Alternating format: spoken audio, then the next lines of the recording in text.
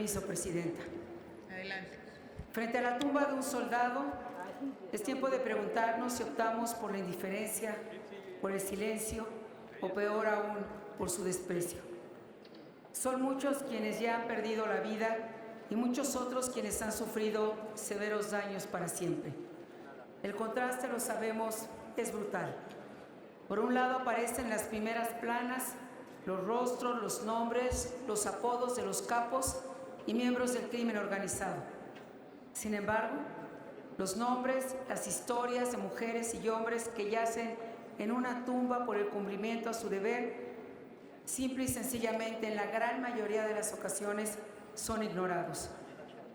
Todos ellos, al igual que nosotros, tienen familias, muchos más son padres o madres y casi nadie, con muy pocas excepciones, se preguntan por sus necesidades, por sus hijos y también por su dolor. El Ejército Mexicano es quizá la institución más prestigiada de entre todas las que conforman el Estado mexicano. Lo es por mérito indudable, lo es por su lealtad a toda prueba y lo es por su compromiso y su amor a México. Se trata de personas que también tienen familia, que son el hijo de alguien, el padre de alguien, la hermana o el hermano de alguien, el esposo o la esposa de alguien. Sus muertes han implicado un dolor enorme para ellos y sus familias. Me decía recientemente la hija de un militar: somos los hijos nómadas, porque nunca estamos suficiente tiempo en un lugar.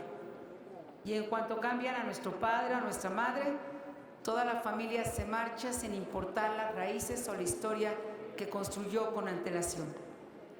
La angustia que vivimos frente a los operativos es inmensa.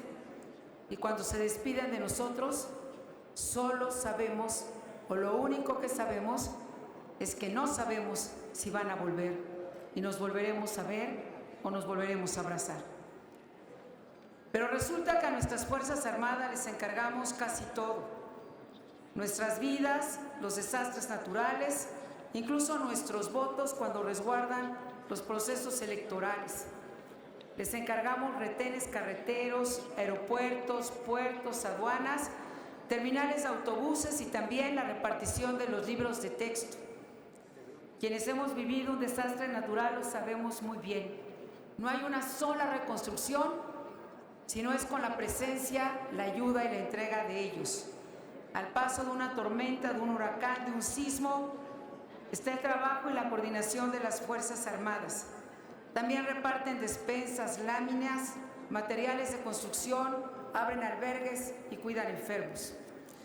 Los operativos para detener a los más peligrosos criminales suelen estar a su cargo. Por cierto, se les exige operar sistemas de inteligencia y de investigación, pero cuando por algún motivo fallan, son los primeros acusados de complicidad con los criminales o los primeros acusados de atropellar los códigos establecidos. Quiero invitarnos a todos a una reflexión.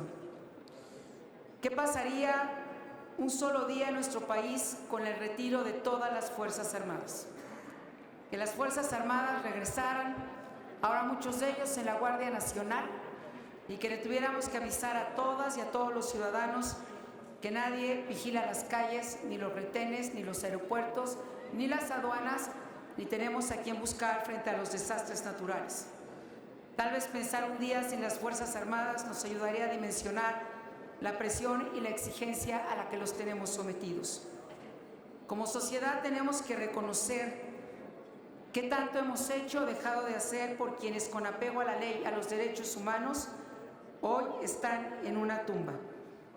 Nos lastima ver a las Fuerzas Armadas a empujones, atropelladas en su dignidad y también en su honor.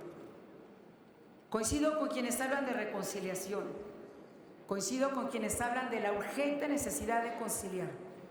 Pero ¿cómo conciliar cuando desde los primeros minutos del día se adjetiva y se separa con la palabra? ¿Cómo conciliar a una nación de diversidad cultural, ideológica, cuando se divide en buenos y malos, en conservadores o en aliados?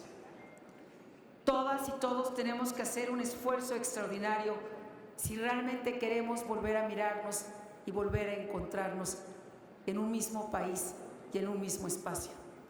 Particularmente hoy, quienes tienen el deber y el mandato de gobernar. La ley de los violentos no puede seguirse imponiendo a la ley que salvaguarda la vida de nuestras familias, ni al recibir a los alcaldes y a las alcaldesas con gases lacrimógenos como respuesta, ni tampoco en la palabra que divide y que agravia. No pedimos represión, no estamos de acuerdo con el abuso de poder, no apoyamos el autoritarismo. Lo que exigimos es el uso de la fuerza que tiene como mandato y soporte la ley para garantizar nuestra seguridad. Y termino como empecé. Frente a la tumba de un soldado, frente a la tumba de una mujer de las Fuerzas Armadas, ¿cuáles son, cuáles han sido y cuáles serán nuestras respuestas? Y de ellas, todas y todos nosotros tendremos que hacernos cargo. Es cuanto, presidente.